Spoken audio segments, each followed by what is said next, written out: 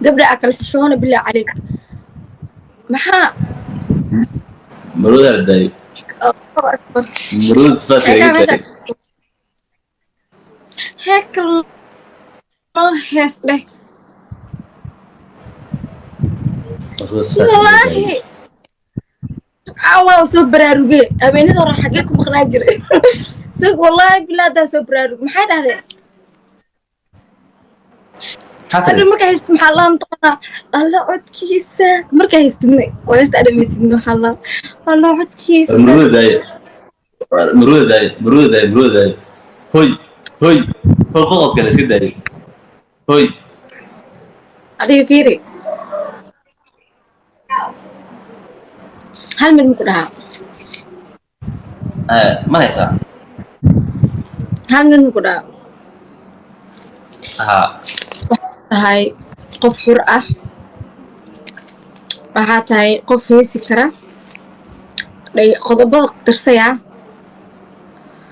waxaa tahay wiil xur ah ودرين كرا gabadha ninkeeda sii dayso gabdho ayaa loo hayaan oo diyaar ah ani waxaa iga yaabiya gabdhaha og yihiin ninkan inuu gabar leeyahay uu single ahayn life ku shukaansanayaan laga yaabaa gabdhahaas niman inay la socdaan inay xiriir leeyihiin laakiin nin qurux badan hadday arkaan ayaga dhan noloshooda hore iloo waayaan xiriirkii ayay iloo waayaan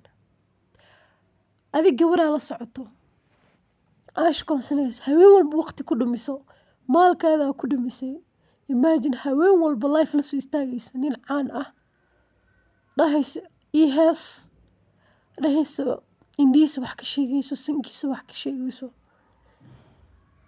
ragga qaar masaakiin waaye waxay u malaynayaan gabdhahooda good night ay ku dhaheen inay saxdaan ma ogaan inay ragga haweenka life soo galaan oo caanka ah inay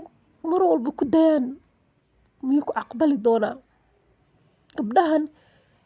kuwaa shay ragga caanka ah haddana og nimankan inay gabdho leeyihiin oo public qof walba og yahay haykali boqor styleka inay isla socdaan gabdhaha ku dayayaan yaa ani iga yaabiya waxaa arkaysaa waxay ku dhahayaan haykalow noo hees haykalow saanoo samee inta wiiloo caan ah waxaa kor u wado 90% waa gabdho gabdhahan xiriir ayay leeyihiin ma ogaan miya inay khiyaanayaan dadkan ay la socdaan ragganna ay la socdaan gabdhahooda social media waxay sameeyaan ma ogaan miya imagine gabadhaad ku dhahda xalay good night caawa dhan tiktok live ayay ku jirtaa nin naag leh ayay faaninayaan iyo ka hadlayaan jimka suu aado sixpack suu leeyahay no hees waxyaala adi aa samayn karin ee mise labadiin hataa ku shakaysanin ayay life kusoo qoran adina gabadha waxay ku tahay gabar maskiin oo ku asturan intuu badan gabdhaha maxay khiyaanaan laga yaabaa gabdhahaas inay jecel riil la siinin gabar haddii ka weyso meel jecel meel kale ayay ka raadsanaysaa gabdhaha sida ragga ma aha gabdhaha ma fadhiistaan farxad hadday waayaan meelaha ayay ka raadsanaan hataa ahaato nimanka caanka ah way ogyihiin nimankan ma helayaan way ogyihiin nimankan inay dad leeyihiin ay single ahayn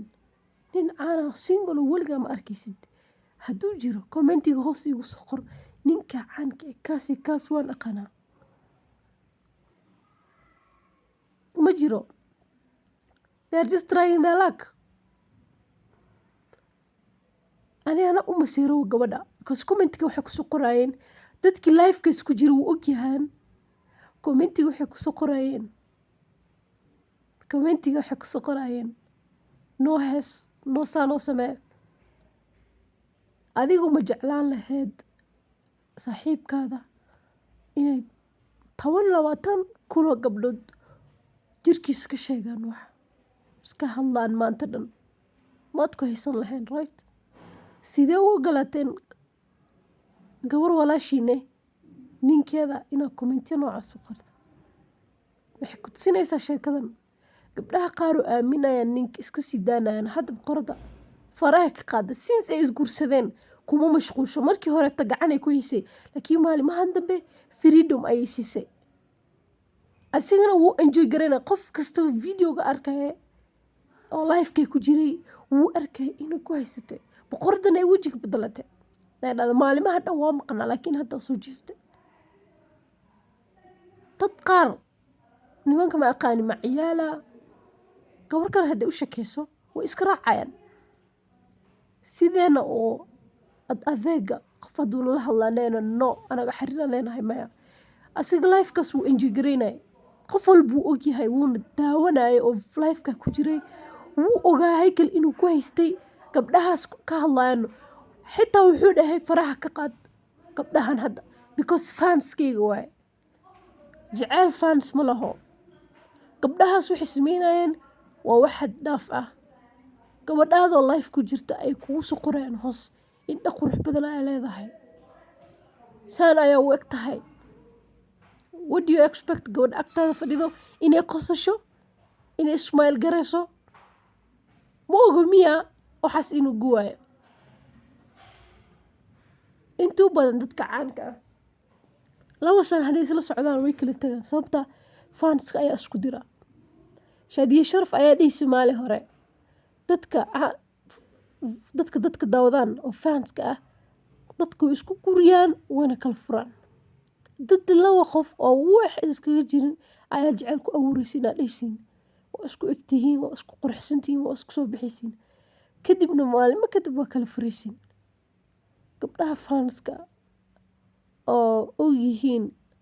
ninkan ay la hadlayaan inuu gabar leeyahay wax kale ka hadal wax comedy ka hadal wax funny ka hadal laakiin inaad ka hadasho jirkiisa adoo og tahay ninkan inuu gabar mid kale waxba ka sii daranbo gabadh agtiisa fadhida oo lifekii iskula jiraan inaa laga xishoodo soo maaha. ma inaa commenti indhahaada way qurux badan yihiin indhahaada way shidan yihiin indhahaada waan ka helay saan ayaa u eg tahay sidan ayaa tahay waa laga quruxsan yahay. adigu ma ogolaan laheed ninkaada in gabar kale ka hadasho siduu quruxsan yahay mise quruxdiisa iska dhaafay xitaa hal mar inay soo fiiriso